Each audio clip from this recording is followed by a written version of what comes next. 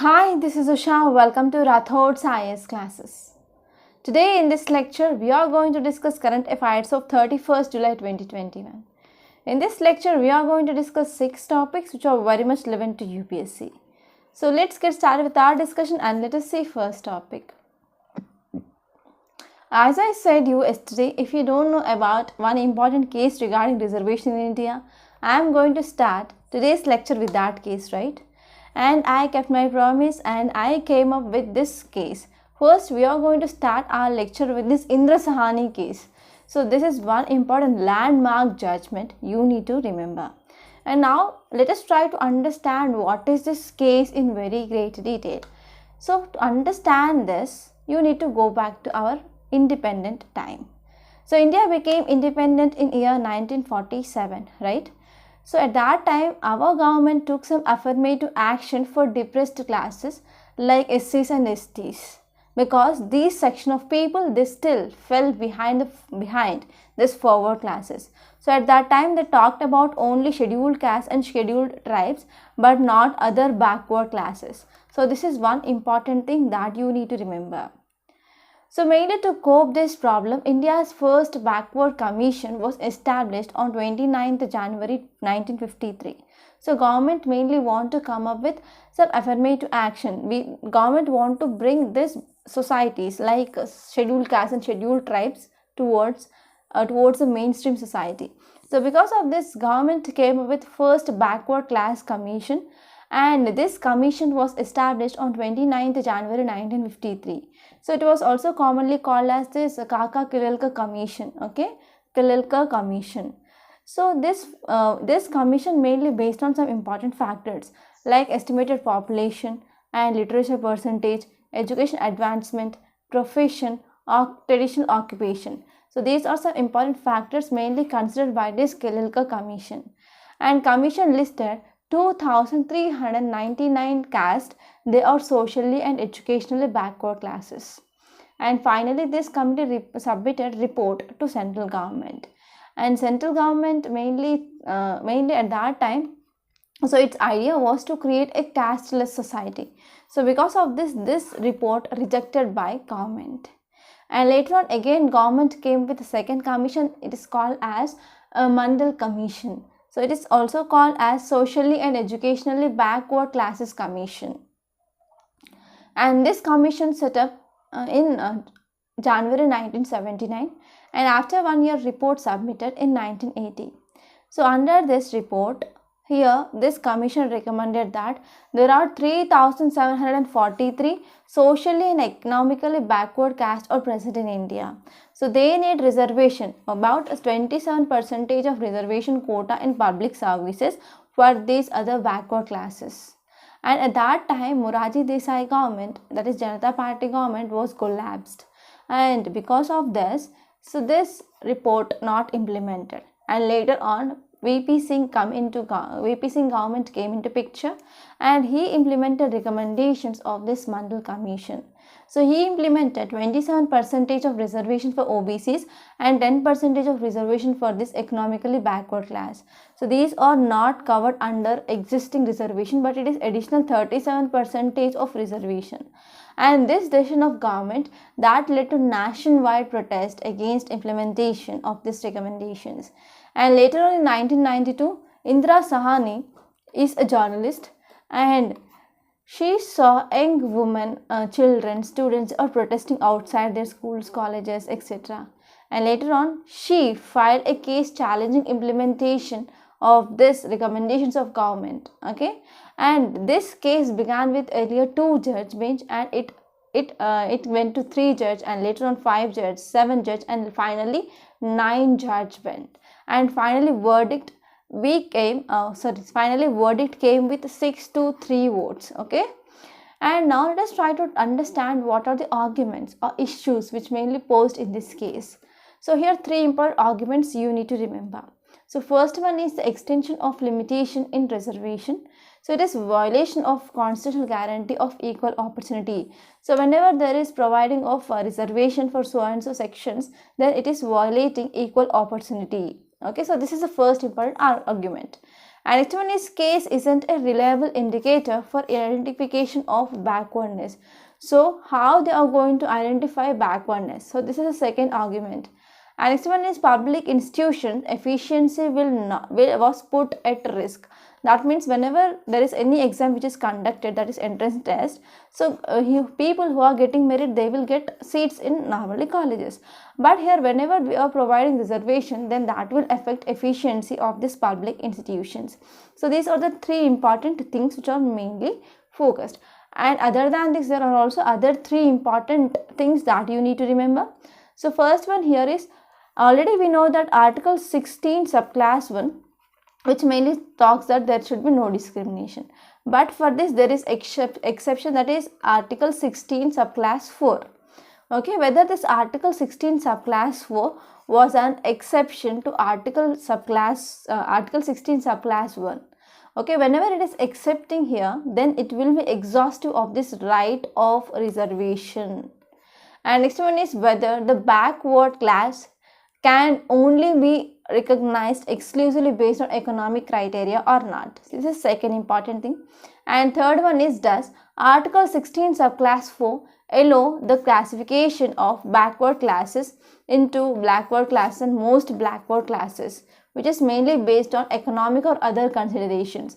So here when you want to go for subdivision or classification of these backward classes, so we can go for only on based on economic considerations or any other considerations. So these are some important arguments which are mainly posed.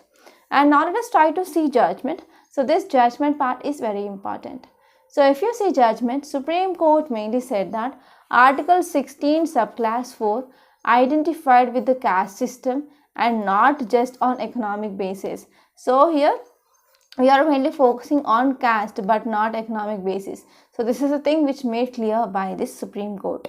And next one is under Article 16 subclass 4, which also allows for classification of these backward classes into backward and as well as most backward, which is mainly based on caste but not economic basis. And next one is no reservation promotion, only for entrance. Okay, only for admissions we are having reservations but not promotions. And next one is Article 16 subclass 4, not an exemption of Article 16 subclass 1. Okay. And next one is reservation should not be more than 50%, but there are some other states which are exceeding this. And next one is creamy layer must be excluded. That means advanced people in those so and so caste, they need to be excluded. And next one is disputes regarding new criteria can only be raised in Supreme Court. Okay, so these are some important things that you need to remember regarding this Indra Sahani case.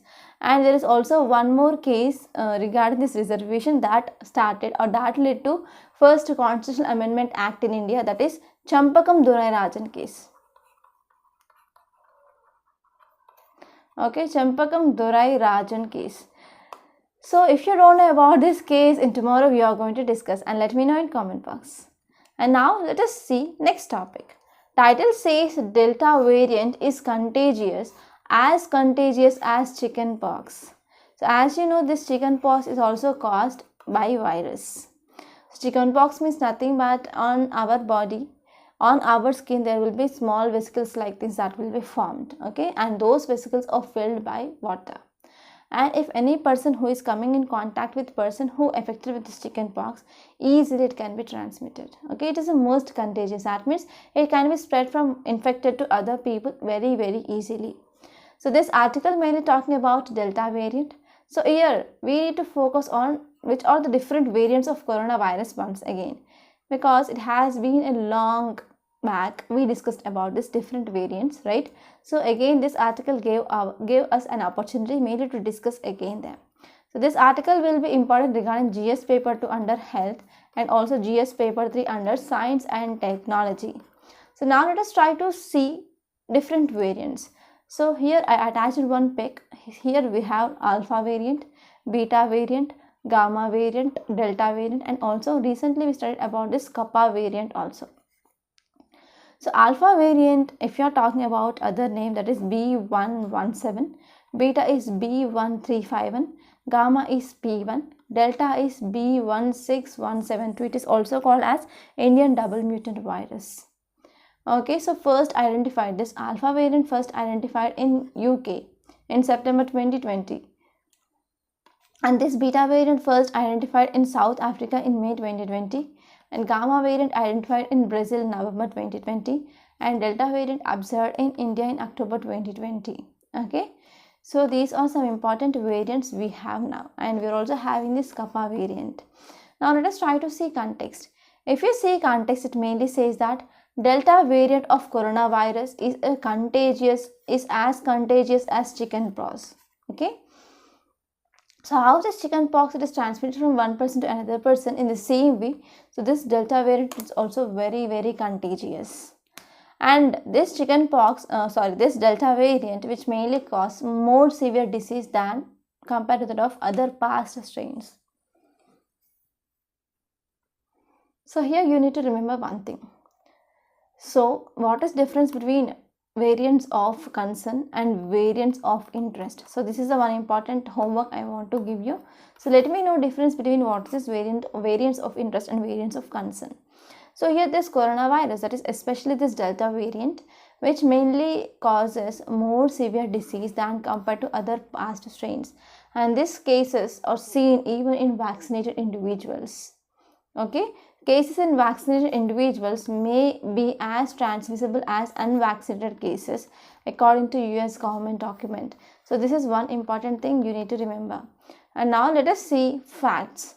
So if you are focusing on what is this delta variant, so name here is B1617, and in this delta variant there are about 15 to 17 mutations that we see, and this was first reported in October 2020 in India. And about 60% of cases in Maharashtra in February 2021, they are related to this delta variant. And this delta variant, which has three subtypes. So first one here is B16171, B1671.2, B161713. So here two variants, first subvariants and third subvariant, they are called as variant of interest. But here B16172, it is also called as delta plus variant. So it is a variant of concern. So we can see some additional mutations in this type of delta plus variant. So now let's try to see why it is called as variant of concern. Because whenever it is satisfying some important things, like it have potential post-vaccination immune escape. So already if we took vaccine, in our body antibodies are present. So these antibodies, they cannot recognize this type of delta plus variant. Okay, so because of this, such variants are all called as variants of concern. And next one is there is also increase in transmissibility rate, and there is stronger binding to receptors of living cells. So actually what happened, we studied in last Sunday's lecture that, so as we know that this virus which mainly enters through ACE receptors, right?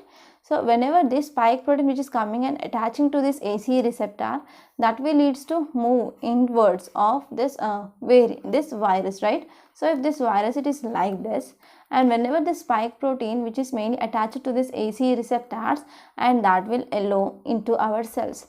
But it is only one mechanism we know till now, and recently we studied that even epithelial cells are also plays an important role to make this virus to enter. So because of this, anti-helminthics also will work, like niclosamide that can be used here, right? That is a repurposed drug that can be used for this COVID-19. So here in this variants of concern, we can see there is stronger binding to receptor of living cells. And next one is there is also potential reduction in monoclonal antibody response. So whenever we are taking monoclonal antibodies into our body, like antibody therapy, okay, so it will be not even work. They cannot even detect this virus because of some mutations. Okay, so these are some important characteristics of this variants of concern. So I hope it is clear. And now let us move on to next topic. Title says Israel launches booster dose for those who are above 60 years. So this article mainly talking about this booster dose, right? So you need to know what is booster dose. So that will be important from science and technology and also health, which comes under GS paper 3 and GS paper 2 respectively. So now let us try to see context why it is in news.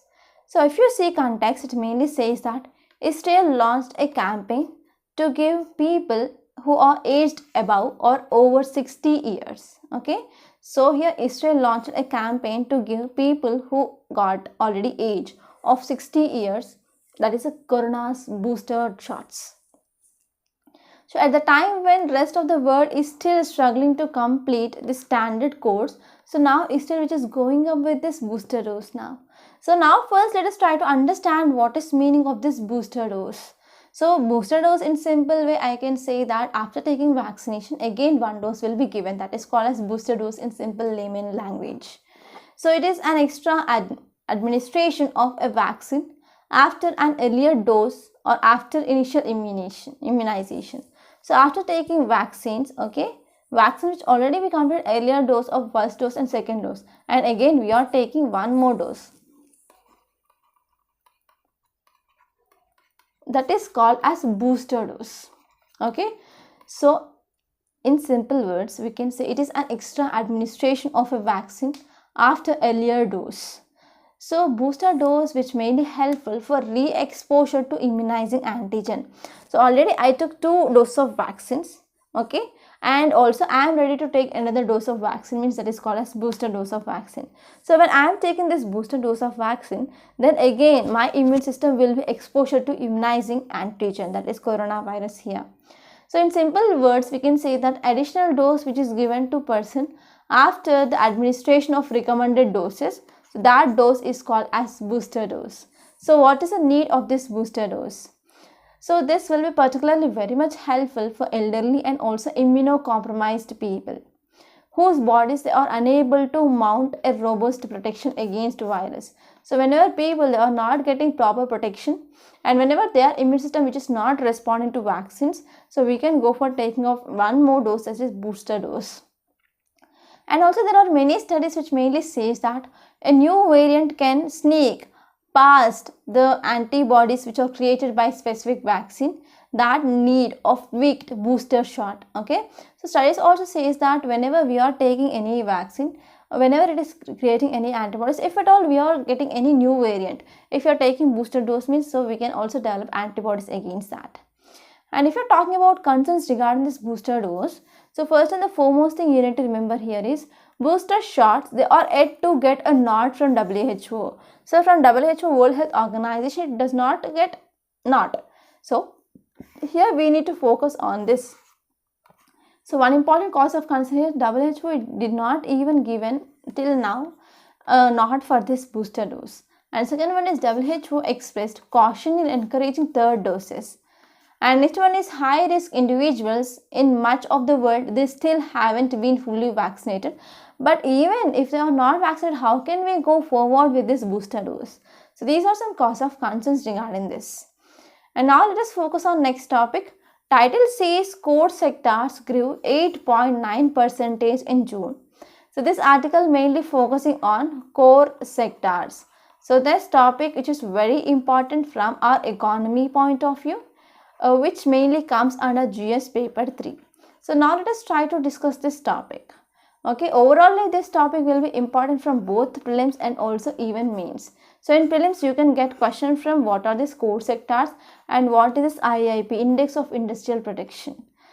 So now let us try to understand this topic very much. If you're talking about context, it mainly says that output at India's 8 core sectors, they grew by 8.9% in June 2021. So in June 2021, so what happened here, index or output, we can say output of these 8 core sectors, they grew by 8.9%. So there is increasing. So why this increase is important now? So as we know, so from beginning of this coronavirus, that is from March 2020 onwards, due to this COVID-19 pandemic, we went for lockdowns, we went for strict guidelines, we went for night curfews, etc. So because of all these things, all the sectors, okay, even agriculture sector, so only agriculture sector which is showing somewhat positive growth, but remaining all the sectors like service sector, manufacturing sector, and almost all the sectors in our country that have been impacted by this COVID-19 pandemic. So since March 2020 onwards, we are seeing there is a decrease in output of these 8 core sectors, and now we are seeing some signs of revival. So output of these 8 core sectors, which mainly grew by 8.9% in June 2021. So if you see further more details, it mainly says that crude oil was the only component. Crude oil was the only component which shrank from a year earlier in June. Okay, and the next one is index of 8 core industries, which mainly seen here. So in this index of 8 core industries, so crude oil was the only component which shrank from year earlier in June. So shrank, that is seen by 1.8%. So this is according to data released by Commerce Industry Ministry. And if you're talking about further more details, it mainly says that natural gas and steel, they posted growth of more than 20%. Cement, coal, electricity, petroleum, fertilizers, they recorded moderate expansion, okay, from 2 to 7.4%. And if you're focusing on some facts here, so there are 8 core industries. For example, coal, crude oil, natural gas, refined products, fertilizer, steel, cement and electricity. And you might be having one question like, how to remember, ma'am, right? So for this remembering of all these, I will be giving you mnemonic. Don't worry about that. So if you're talking about 8 core industries, they comprise 40.27% of weight of items which are included in this index of Indian industrial production.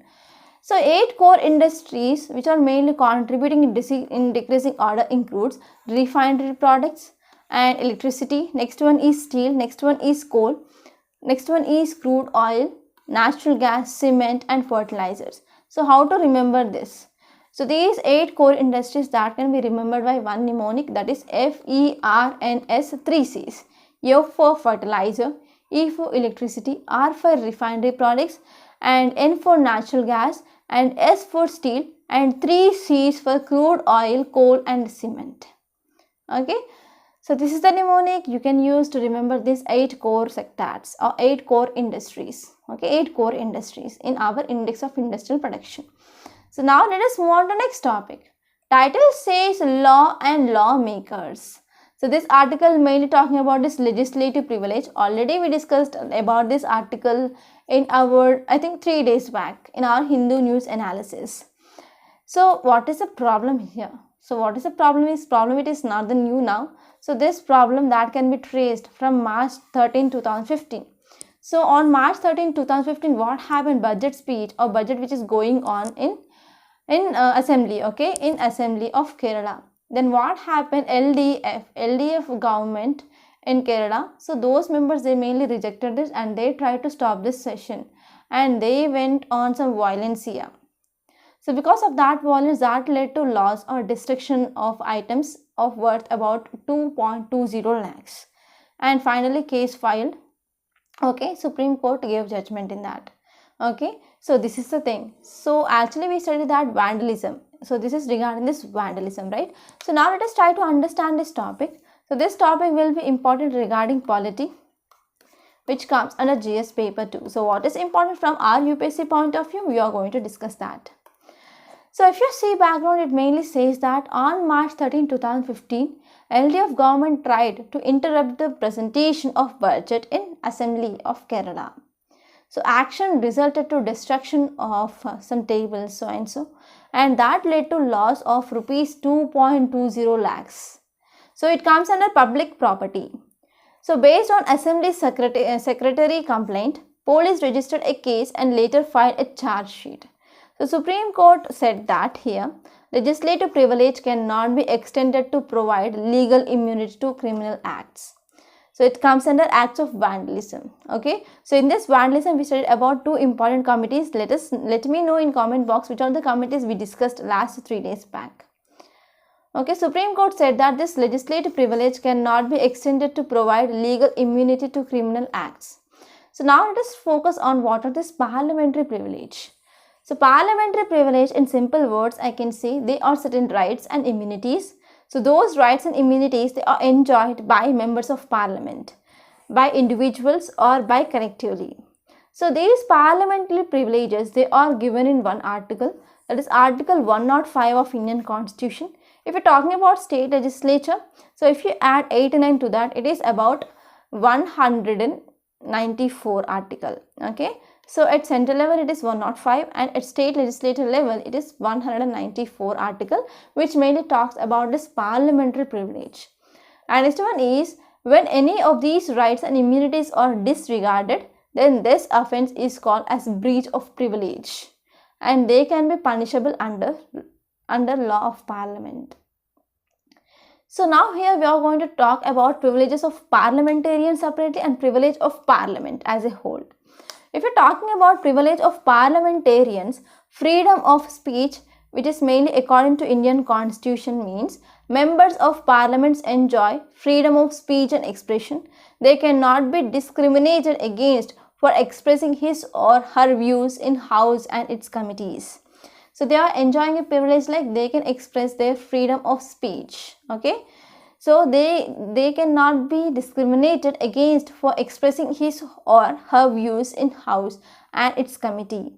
And next one is, there is freedom of arrest. So no member shall be arrested, okay, in a civil case. So you have to remember it is civil case but not criminal case. So in civil case, before 40 days of adjournment and as well as after 40 days of adjournment of House. And next one is, they are also enjoying exception from attendance as witnesses. They can also enjoy freedom from attendance as witnesses. And now let us try to talk about what are the privileges of parliament as a whole. Here parliament has privilege to publish debates and as well as proceedings in House. And it has right to exclude strangers to enter houses whenever there is a proceedings happening. And next one is right to regulate the internal affairs of House. Right to punish members and outsiders for breach of its privileges. So these are some important privileges enjoyed by Parliament as a whole. So this is just of this topic. And now let us say next topic. So before this, I want to make a small announcement. If you want to clear UPSC 2022, we came up with one excellent, highly beneficial and also highly economical course, that is Current Affairs package along with mains answer writing practice. So how this course will be useful to clear UPSC 2022? So one thing you need to remember here is, before entering into examination hall, you need to know at least 1.5 year current affairs for sure. And this is right time to join this course to cover this 1.5 years current affairs in a comprehensive manner. And here we are focusing on this mains answer writing practice. So how this mains answer writing practice is important. So as you all know that within 3 hours of time you need to answer 20 questions. So you will be getting approximately 7 to 7.5 minutes for every question. So in this time you need to read question twice to understand demand, and you need to get back what is the thing which is present in your database, that is your brain, and you have to finally keep your answer on paper. So think now, if you imagine how fast you should be. So imagine to answer those 20 questions how fast you should be. So in this course, in this 1 year, you are going to practice more than 300 questions and more than 50 essays. So in this way, this will be helpful to improve your answer writing skills. And next one is, if you join this course, we also conduct prelims test on every Sunday, and we also provide a video explanation part. So in this way, this course which is designed as per demand of UPSC. So finally, I want to say one thing. Please don't take this course as a choice. Try to join this course as soon as possible and achieve your dream of clearing UPSC. So details of this course which is given in description box. So please visit that once. And if you want to talk to me directly, you can call to this number 8074765513. Okay, now let's come back and let us see next topic. Title says patchwork progress. So this article mainly talking about Deposit Insurance and Credit Guarantee Corporation Law of 1964. So recently our Union Cabinet cleared Deposit Insurance and Credit Guarantee Corporation Bill 2021. So here already we have law, that is Deposit Insurance and Credit Guarantee Corporation Law, and here government which is mainly decided to come up with some changes in that law. Okay, so because of this, now it is recently in news because Union Cabinet has cleared this DICGC Deposit Insurance and Credit Guarantee Corporation Bill 2021. So what is this bill talks about? So if there is any failure of banks, now we are seeing that Punjab and Maharashtra Corporation Bank, Yes Bank, Lakshmi Vilas Bank, so they because of this failure of this bank, again now this topic reignited the debate. Okay, so debate regarding low level of insurance against deposits, okay, which mainly held by customers in Indian banks. To understand this, for example, there are many deposits which are mainly made in so and so bank, right? So whenever bank got failure, so here bank will give insurance to people who deposited their money in their banks. So here earlier it is 1 lakh rupees. 1 lakh rupees will be given as insurance whenever the bank fails. But now this bill changed that 1 lakh to 5 lakh rupees. Okay, so this is in short. And if you're talking about coverage, the bill will coverage 98.3% of depositors, about 50.9% of deposit value in banking system. And this bill will also cover all types of banks. It also includes even regional rural bank and also cooperative banks. It will cover moratorium, that is a fixed amount of period, okay. So it will cover moratorium and those that could come under moratorium. And if you're talking about insurance cover, this bill which mainly talked about to increase from 1 lakh to 5 lakh rupees. Okay, and if you see earlier before this bill which mainly introduced, so earlier here whenever there is a bank fail happen, the depositors who deposited money in those banks, they need to wait for several years till liquidation or restructuring of that bank that happened. Okay, so recently the Damodaran committee recommended that it need to be increased to 5 times because there is increasing of income levels of banks and also there is increase in size of individual bank deposits. So because of all these things now that need to be increased to 5 lakhs. Yes, this bill said that yes, we are going to increase from 1 lakh to 5 lakhs.